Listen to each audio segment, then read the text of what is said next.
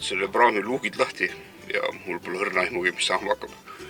Ees ootab tõenäoliselt üks 3000 kilomeetrit valepidi liiklust, õiget pidi rooliga. Oih, sellest üks jama tuleb, aga no vaatame. Iga takistus on ju selleks, et seda ületada.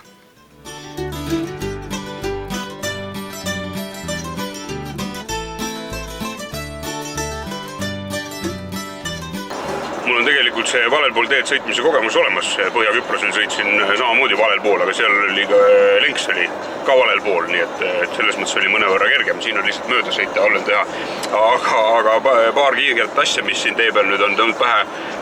Esiteks päeva mantra on see, et pihta sõitvad asjad tulevad paremalt.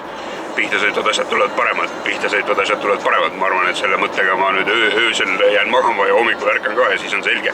Ja teine asi on see, et navi on õnneks minu poolt, et ta näitab ära mulle, mis pidi sinna ringile minna, kui on vaja ringile minna. Muidu Euroopas näitas ta õiget pidi, nüüd näitab igal juhul siit vasakult poolt. Ja siis navi näitab ka kiiruse piiranguks 113 kilomeetrit tunnis. Nii et jälle ta on mulle sööge hea suur abimees. Aga muidu ma arvan, et mingisuguse paari päevaga harjub ära ja siis on juba laadna. Lisaks navile näitab ka see buss 113 kilomeetrit tunnis, nii et ka see teisendab. Ja teine hea asi, mis nüüd siin Inglismaal sõites välja tuli, on need peeglites olevad pimeda nurga andurid. Et ma pole elu sees nii palju paremasse peeglisse vahtinud kui siin Inglismaal ja siin on tegelikult jube hea, kui ta selle tulukasega näitab, et keegi on auto kõrval, sest ma juba siin paarile vennale oleks kohe uhkelt peale keeranud. Ja väinud 3. teele.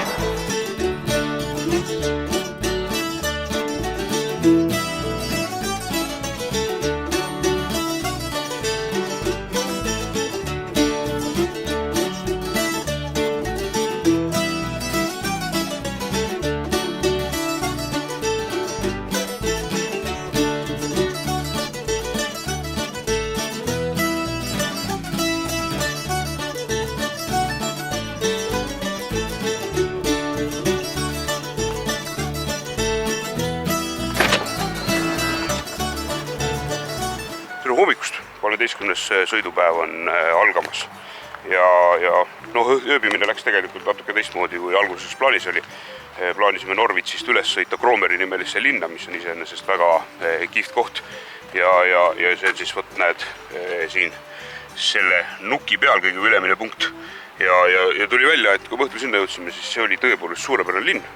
Aga seal oli see teema, et kõik mere äär oli uhkeid promenaade ja asju täis ja siis kui plaanisime sinna kuskil ära parkida, siis tegelikult parkimiskohti oli ja öösel oli tasuta ka, aga igal pool olid suured kurjad kirjad väljas, et ööseks jääda ei tohi ja nii-öelda kämperitele keelatud. Ja siis oligi 2 alternatiivi, üks oli see, et kas siis jääda ja riskida, et äkki siis hommikul ärkad ja saad mingisuguse teadmata koguse trahvi. Või siis veel arvem variant on see, et ärkad üles ja siis või öösel ajab siin politsei üles, ütleb, et kuule, mine ära, siin ei tohi olla. Eriti nõme hakata öösel seal ennast uuesti riidesse panema ja kuhugi edasi sõitma peale väikest britilikku ipat. Seda enam on ju. Aga siis ei olnudki midagi, panime selle järgmise sihtpunkti sisse ja hakkasime siis edasi sõitma ja leidsime tee ääres siit mingi sellise imelik parkla, mis on siis selline suhteliselt suur parkla ja siin on mingi loodusrada, aga sellega on see teema, et mingi loodusradatel põhjusel hakkasid inimesed siia hommikul kella 7 tulema. Juba mingi sahmimine käis, inimesed, suured loodushuvilised läksid siia metsa, ma ei tea mida, siis vaatama või korjama. Aga mis nüüd puudutab seda Inglismaa sõitmist, siis tegelikult see hirm või ebamugavus läks ära umbes 3-4 tunniga ja siis tekkis selline enesekindlus, et ühel hetkel said aru, et ringi peale jõuad, siis kõik need asjad, mis sul pihta tahavad tulla, tulevad ikkagi paremalt ja vasakud võtavad ise hoo maha ja see tegi olukorra hoopis lihtsamaks. Kohe oli kõik palju parem ja ühesõnaga päeva teine pool möödus siis juba sellises suhtelises kindlameelsuses. Küll elu on õpetanud, et väga ära ei saa tõusta, sest kohe saad karistada, nagu ennast liiga kindlalt tunned. Aga ei olnudki midagi. Ja siis Inglismaa, kohe ju sealt alt kiirtee pealt maha saime ja külade vahele keerasime. Kaardi peal oli ka märgitud üks ilus ja huvitav tee, siis seda sõitsime. Siis seal läks ägedaks. Arvata võib, et see Inglismaa ja mida rohkem me ülespoole läheme, siis Šotimaa poole, seda ägedamaks ta kogu aeg lähebki.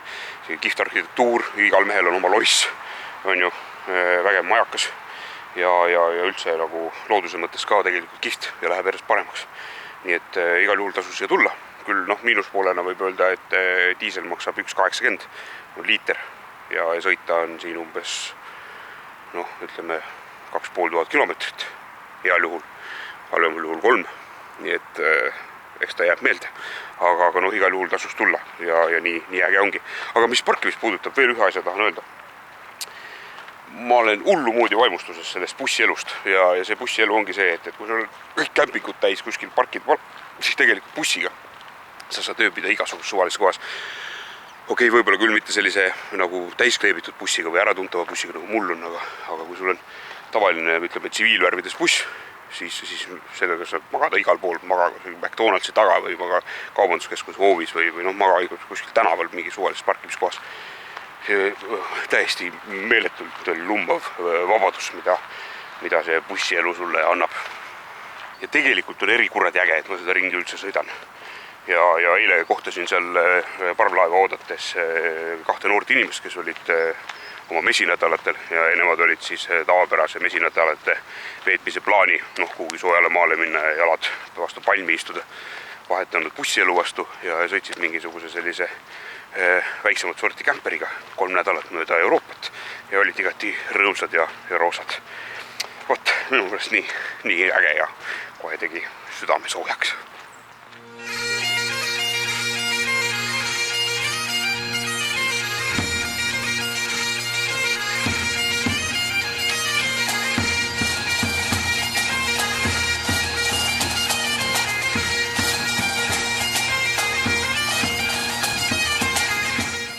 Tere hommikust. Nüüd juhtus jälle sedamoodi nii, et maa sai otsa. Sõitsime mööda imeilusat teed eile ja jõudsime nii kaugele, kus kohast edasi enam ei olnud võimalik sõita. Ja see on siis põhimõtteliselt Briti selle suure saare ja ka Šotimaa peaaegu et kõige põhjapoolsem punkt tegelikult siit natuke maad eemale või eemal on ka üks poolsaar, kuhu otsa saab tõenäoliselt käsitsi minna.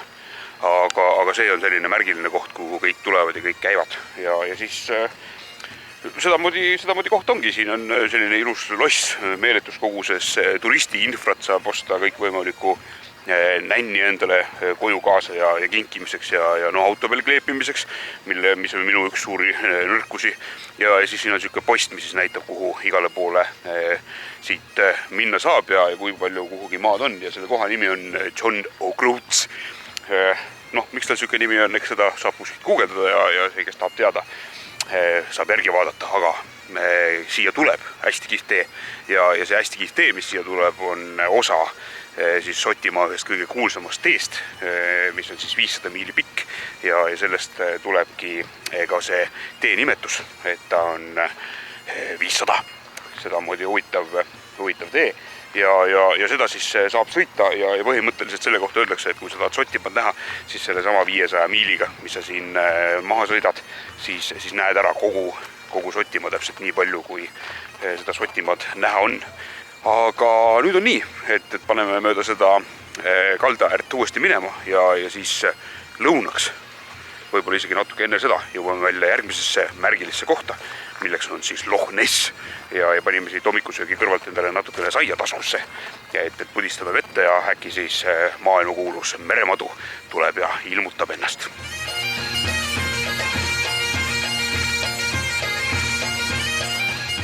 Ja neile, kes metsikult ööbida ei taha, nii nagu mina olen ööbinud kõik need 15 ööd täiesti suvalistes kohtades, sadamates ja teeäärsetes parklates ja niisama looduskaunites kohtades, siis siin on loomulikult ka 2 erinevat sellist nii-öelda karavanparki, kuhu saab siis oma karavani ilusasti Stepsisse ühendada ja tulla ja elada siis minu poolest siin kas või mitu päeva. Miks siin on vaja mitu päeva elada? Ei tea.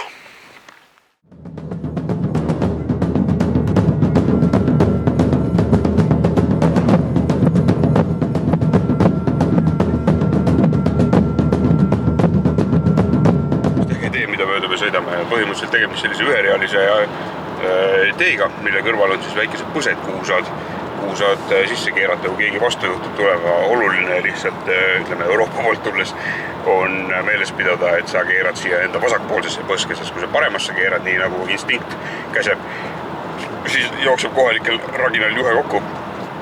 Ja mis on veel kihvt, see loodus on täpselt selline, nagu ma seda Põhja-Šotimaad ette kujutasin. Et siin mõned filmid hakkavad silme ees kangastuma ja kuskil poodides käid, siis kõik räägivad Sean Connery moodi või siis veel arusaamatumad. Ja siis ma kujutan ette, kuidas nad siin oma kiltidega aegu tagasi ringi jooksid, suured Claymore mõõgad käes ja siin taplesid üksteisega.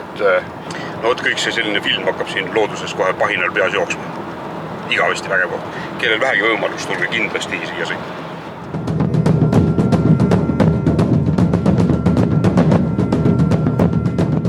Järgmine väga tore märk oli tee ääres. Oli police notice, ehk siis politsei teadaanne oli, et lase sinu tagasõitval kiiremini liikuvatel sõidukitel endast mööda minna. Sellist asja peaks näiteks meie teedel ka rakendama.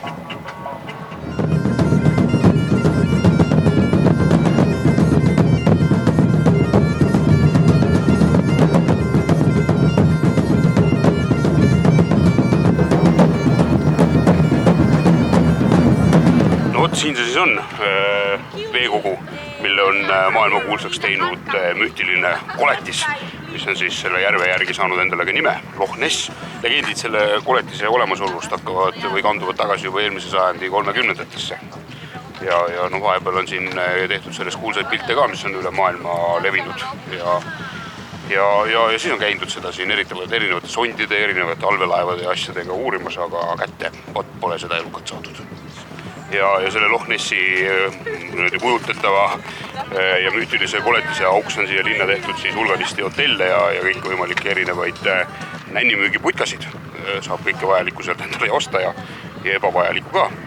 Aga nendes poodides kolades hakkasin mõtlema, et huvitav, kas meie oma Ülemiste vanakesest ei saaks kuidagi moodi sellist suurt turismi atraktsiooni kuidagi haipida, et üle maailma hakkaks tulema inimesi meie Ülemiste vanakest vaatama.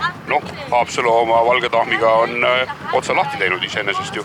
Võiks veidi haipida, äkki viskab ka mingisugune paar miljonit hiinlast peale näiteks.